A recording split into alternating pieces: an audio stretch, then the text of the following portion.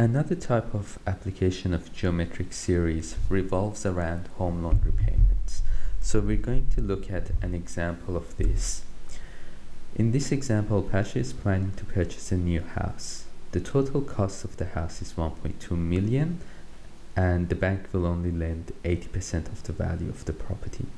Now, just to make a point, this example goes beyond a little bit of what geometric series is about. So I've tried to incorporate some of the real life situations, and the method we use to solve this is very accurate. It's not a simplified method. To some extent it is, because we don't work daily, compounded daily, while the banks compound daily, but monthly is accurate enough for the purposes of working loan repayments. All right. Bank values the house at 1.1 million. How much does Pasha need for his deposit? So let's just review. The total cost is 1.2 million. The bank will only lend 80% of the value of the property. So not how much it's going to cost, but what the property is worth. And the bank states that it's only worth 1.1 million. So they will only lend 80% of 1.1. We want to work out the deposit. So I'm just going to do that here on the side. This isn't really 2-unit work, but it's a real life situation, and it gives us a indication of if we were going to buy a property and we had to spend 1.2 million, how much deposit we would need. So the bank's lending 80% of 1.1.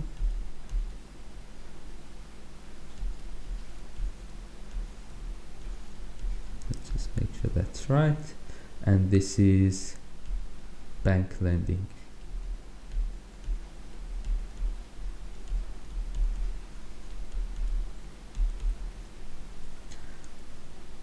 So that's 880,000.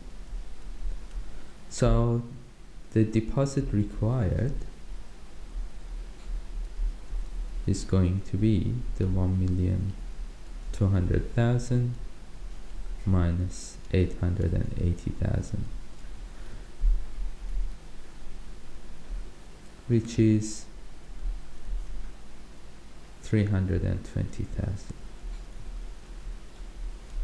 Okay, so if we were going to buy a house and the total cost was going to be 1.2 million, we would need to have 320,000 before we could actually purchase the property. Part B. If the loan is taken over 35 years at an interest rate of 4.8% per annum compounded monthly, calculate the loan repayments. So this is what the geometric series is used for, and this is the focus of questions in the HSC. Let's write a summary. Loan is taken over 35 years, interest rate 4.8%, and we need to also take into consideration the amount that's being borrowed. Well, the bank's only lending us 880,000. So the principal is 880,000.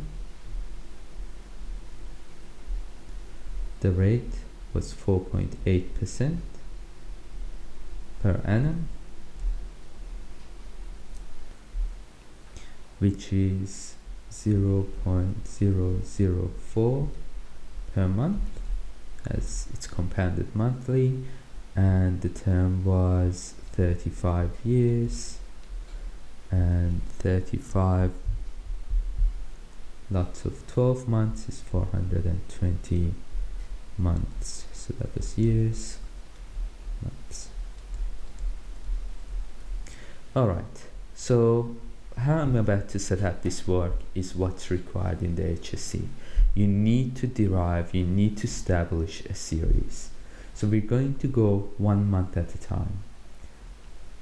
Month 1, we have just taken a loan. We've borrowed 880,000. You don't make your first repayment as soon as you borrow the amount. You make your first repayment at the end of the month, which means during that 1 month, there has been 1 month worth of interest that has accumulated.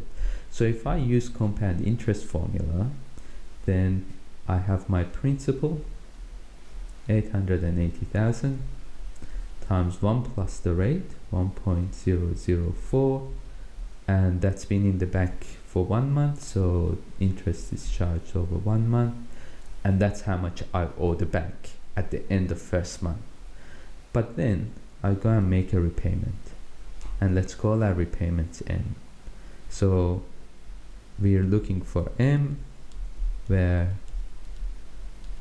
M is repayment.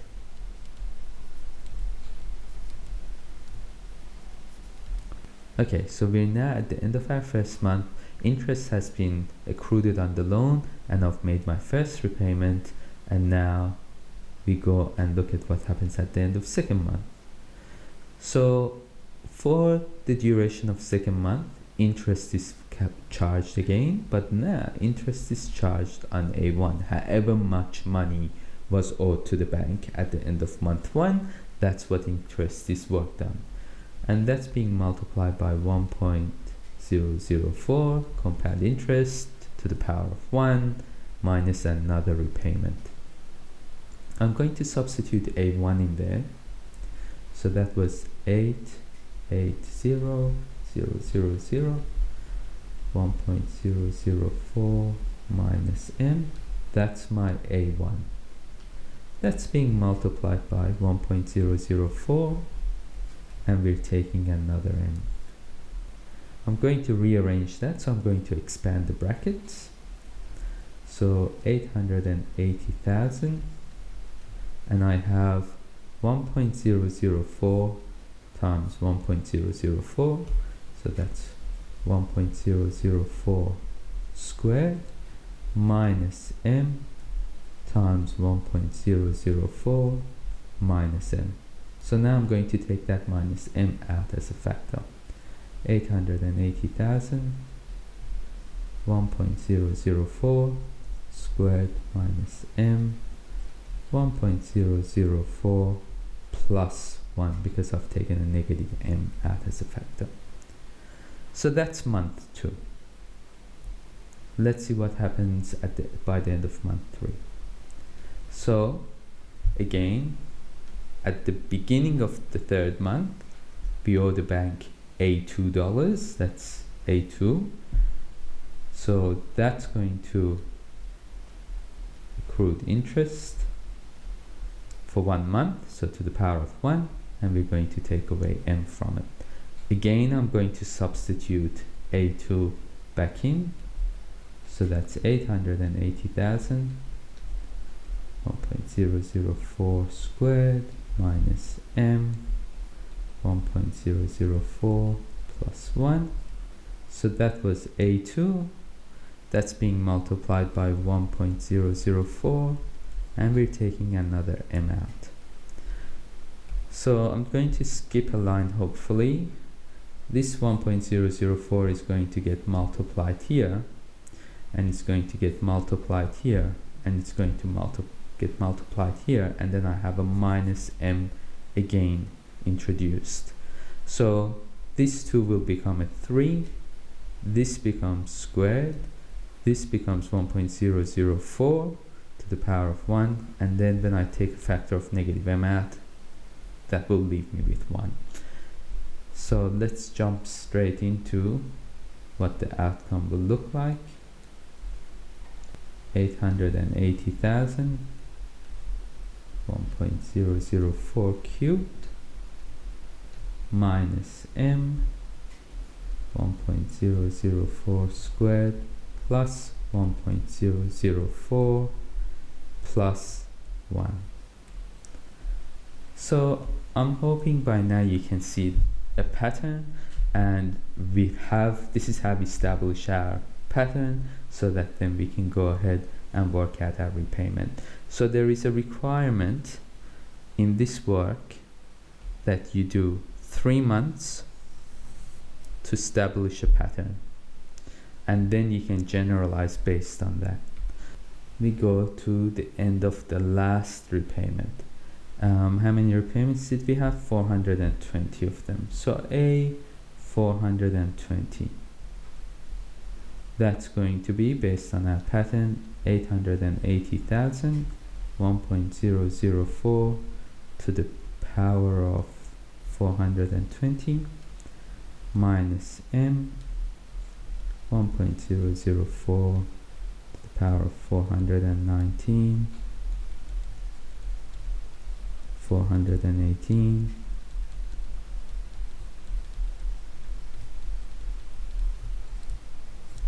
okay. Then you must write what this is. This is a geometric series.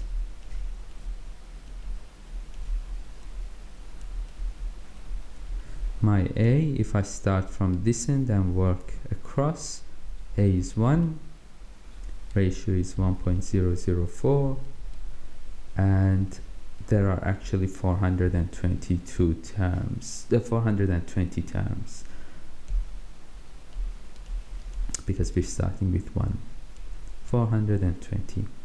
So I can use some of the geometric series. Also, at the end of the 420th month, I want to owe the bank $0. So substituting that in results in 0 is equal to 880,000 minus M, and then geometric series sum 1.004 to the power of 420 minus 1 all over 0.004. So I want M, bit of algebra and rearranging gives me M,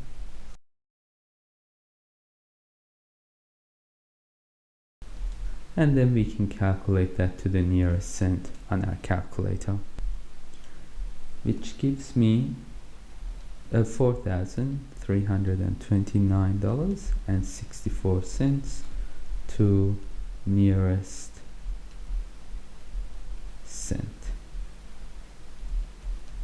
And I actually forgot in the last part to give a sentence answer, since the question was a real life problem. So the question had said, if the bank values the house, how much would Pasha need for his deposit? I really needed to write therefore, and here calculate the loan repayment. So I need to finish by saying therefore.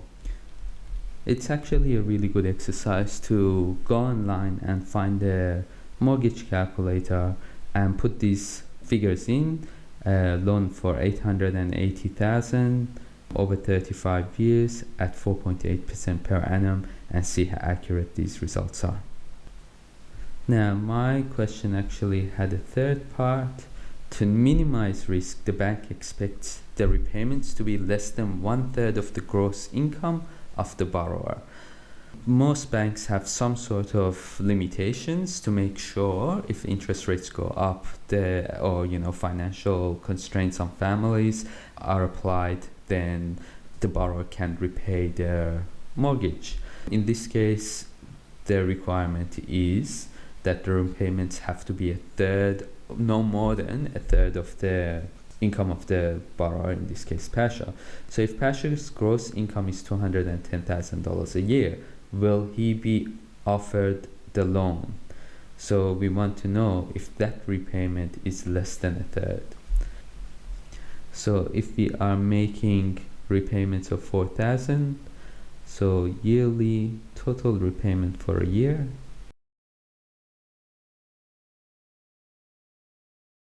$51,955.68, and I can see already that that's less than 1/3, but let's do the calculations.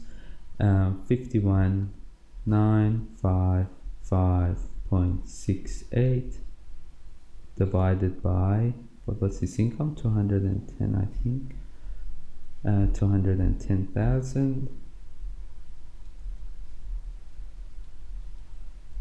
and that gives me 0.24, which is less than 1/3.